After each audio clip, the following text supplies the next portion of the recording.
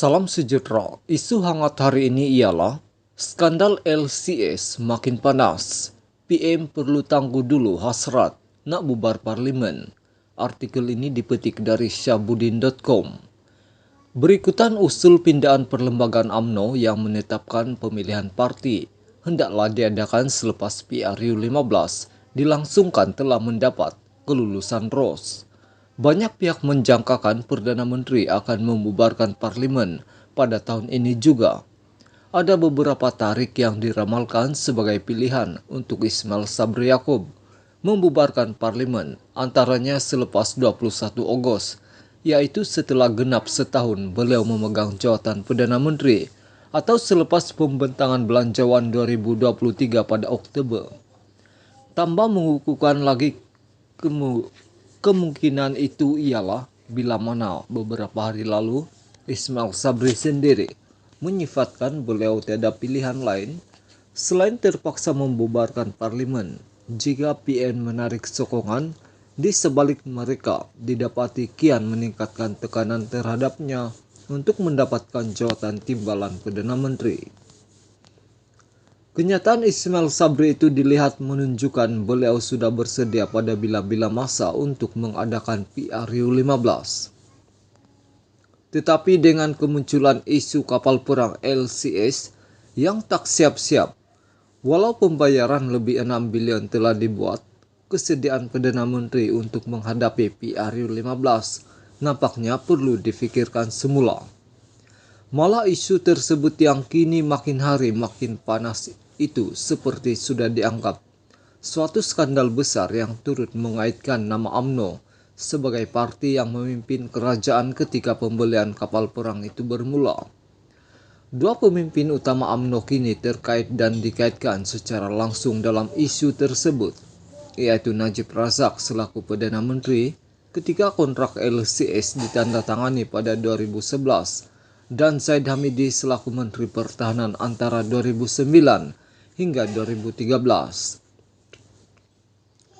Kebetulan kedua-dua adalah kelompok kelas mahkamah yang sedang menguasai parti ketika ini, tetapi sering pula berlaga angin dengan pemimpin UMNO sendiri yang berada dalam kerajaan atau dipanggil kelas kabinet. Apatah lagi dengan sikap Zaid Hamidi selaku Presiden UMNO yang pura-pura tidak mahu mengaku kontrak LCS ditandatangani ketika beliau memegang jawatan Menteri Pertahanan, dan tingkah laku Najib yang asyik menyalahkan pihak lain. Walhal beliau adalah Perdana Menteri dan individu paling berkuasa di ketika yang sama. Dengan satu demi satu pendedahan dimunculkan, bahkan ia dijangka berterusan lagi dengan beberapa hari atau minggu mendatang. Isu LCS ini secara nyata telah memberi image yang buruk kepada UMNO. Belum pun UMNO tersuci daripada skandal 1MDB, nampaknya isu LCS ini sudah menjadi malapetaka yang sedang menggerbang di depan mata seluruh rakyat Malaysia. Di sisi lain ada yang beranggapan daripada ada jawatan hingga hilang jawatan, tak habis-habis kelas mahkamah ini mendatangkan masalah kepada UMNO.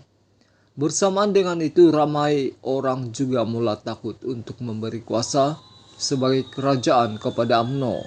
Lagi lantaran bimbang lebih banyak skandal bakal berlaku di masa depan. Inilah yang dinamakan dek kerana nila setitik habis rosak susu sebelanga.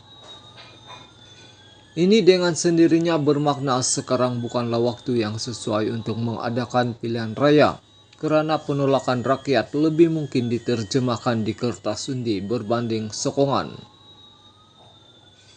Berdepan hal ini, Ismail Sabri harus bersabar dan bertenang dahulu serta jangan tergesa-gesa mahu membubarkan parlimen.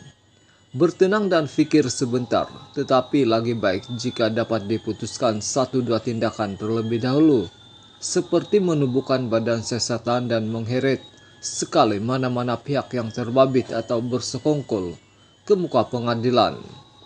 Selepas itu, dan setelah keadaan tenang sedikit, barulah sesuai untuk membubarkan parlimen. Selain dalam beberapa bulan akan datang, rakyat juga mungkin tidak lagi terbeban sangat dengan kos sara hidup dan kenaikan harga barang. Jangan bimbang atau takut dengan desakan klaster mahkamah yang mungkin berterusan mendesak mahu PRU 15 diawalkan. Kerana Perikatan Nasional dan PH sudah pun berjanji untuk terus memberi sokongan sehingga ke akhir penggal. Lagipun beban tanggung jawab dan cara berfikir pemimpin yang menguruskan negara tidaklah sama dengan orang yang selalu turun naik mahkamah dan laluan ke penjara sedang terbentang di depannya. Sebelum pertengahan tahun depan adalah masa paling sesuai untuk mengadakan PRU 15. Kalau Perdana Menteri boleh bertahan sehingga Julai 2023 dengan tenang, bahkan lebih banyak masalah perlu dihadapi jika PRU 15 diawalkan. Buat apa cepat-cepat nak bubarkan parlimen?